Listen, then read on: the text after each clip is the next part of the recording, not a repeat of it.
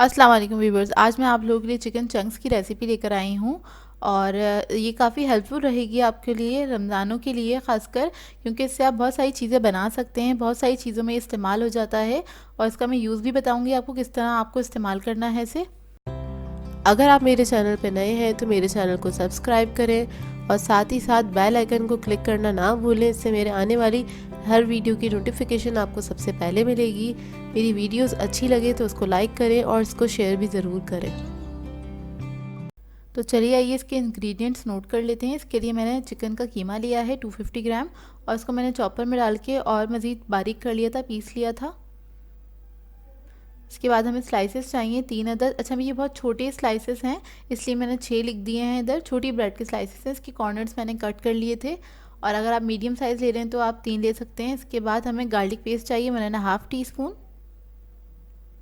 Chicken powder है 1 teaspoon, 1 teaspoon black pepper है, salt है 1 टीस्पून,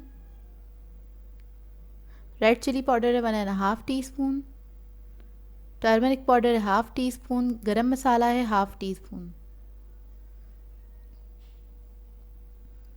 विनेगर चाहिए हमें 1 टेबलस्पून। तो इसके लिए हम क्या करेंगे, हमें एक थोड़ा सा पानी चाहिए एक बाउल के अंदर और इन स्लाइसेस को हम डिप करेंगे इसके अंदर और इसका सारा पानी निकाल के अच्छे से इसको आप निचोड़ लें हाथों से और सारा पानी इसका निकाल के हम इसको चिकन के अंदर ऐड कर देंगे, चिकन का जो कीमा था इसके अंदर।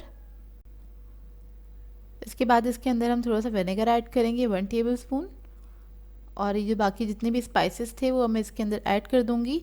अच्छा, मैं इधर बना रही हूँ तिक्का फ्लेवर, तो फ्लेवर्स आप अपने हिसाब से भी ऐड कर सकते हैं और अगर आप लोग ये सारे मसाले ऐड नहीं करना चाहते, जो बाहर तिक्का मसाले के जो पैकेट्स मिलते हैं आप वो मसाला भी ऐड कर सकते हैं 2 टेबलस्पून इन सब मसालों के अलावा, अगर आप ये नहीं यूज़ करना चाहते। अंडा एक ऐड कर रही हूँ, बताना भूल गई थी मैं आप लोगों को, और उसको मैं अच्छे से मिक्स कर लूँगी। अब मैंने इधर एक मोल्ड ले लिया है 6x6 का, इसके अंदर ऑयल मैंने डाल दिया था बेस में और थोड़ा ज़्यादा ऑयल ही ऐड किया है इसके अंदर, तकरीबन 1 टेबलस्पून के बराबर, और इसको मैं चारों तरफ अच्छी तरीके से लगा दूंगी और ये सारा मिक्सचर मैं इस मोल्ड के अंदर डाल दूंगी, सारा ही मिक्सचर, और इसको हम हाथों की मदद से इसको प्रेस कर देंगे। लेवल कर देना है बिल्कुल अच्छे से और लेवल होना चाहिए, बिल्कुल सेट कर देंगे हाथों से और इसको मैं बेक करूँगी 180 डिग्री पे तकरीबन 15 मिनट के लिए। और इसे आप पतीले में भी बना सकते हैं तो टाइमिंग आपकी सेम रहेगी, मतलब लो मीडियम फ्लेम पे आपको इसको बेक करना होगा अगर आप पतीले में कर रहे हैं, और इसको आप स्टीम भी कर सकते हैं। तो ये 3 चॉइसेस हैं, आप जैसे चाहें वैसे इसको बनाना आप बना सकते हैं। हाथों पे मैंने थोड़ा सा ऑयल ले लिया है ताकि इसको मैं ऊपर से स्मूथ कर सकूँ, थोड़ा स्टिकी हो रहा था मेरे हाथों पे, स्टिक हो रहा था इसलिए। और अब मैं इसको रख दूँगी बेक होने के लिए। बेक करने के बाद फिर हम आपको इसका रिज़ल्ट दिखाते हैं। तो ये देखिए 15 मिनट हो गए हैं और इसको मैंने ओवन से बाहर निकाल दिया है, बेक हो गया है बहुत अच्छा ये, और इसको अब मैं ठंडा कर लूँगी।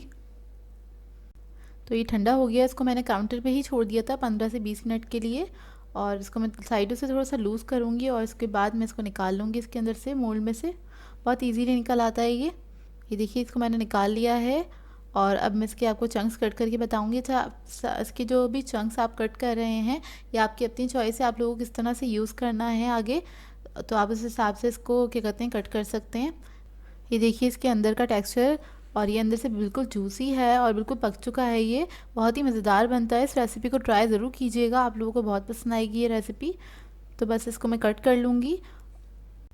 इन चंक्स को आप काफ़ी चीज़ों में इस्तेमाल कर सकते हैं, मतलब आप इसके रोल्स बना सकते हैं, पिज़्ज़ा की टॉपिंग्स में इस्तेमाल कर सकते हैं, सैलेड में इस्तेमाल कर सकते हैं, सैंडविचेस बना सकते हैं। तो रमज़ानों में आप इसको बना के सेव भी कर सकते हैं। इसको आप जिपलॉक बैग में डाल दीजिए और ये कट करने के बाद उसके बाद आप इसको फ्रीज़ कर दें। तो जब भी आपका मूड हो कुछ अच्छा कुछ डिफरेंट सा खाने का, तो आप इसको निकालें, थोड़ा सा फ्राई करें और किसी भी चीज़ में ऐड कर सकते हैं। आई होप आप लोगों को ये रेसिपी पसंद आई हो। सो व्यूअर्स, अगर आप लोगों को मेरी रेसिपीज़ अच्छी लगती हैं तो मेरे चैनल को सब्सक्राइब करें, लाइक करें, कमेंट ज़रूर किया करें, शेयर भी ज़रूर किया करें अपने फ्रेंड्स के साथ, फैमिली के साथ। तो मुझे अपनी दुआ में याद रखिएगा। अल्लाह हाफ़िज़।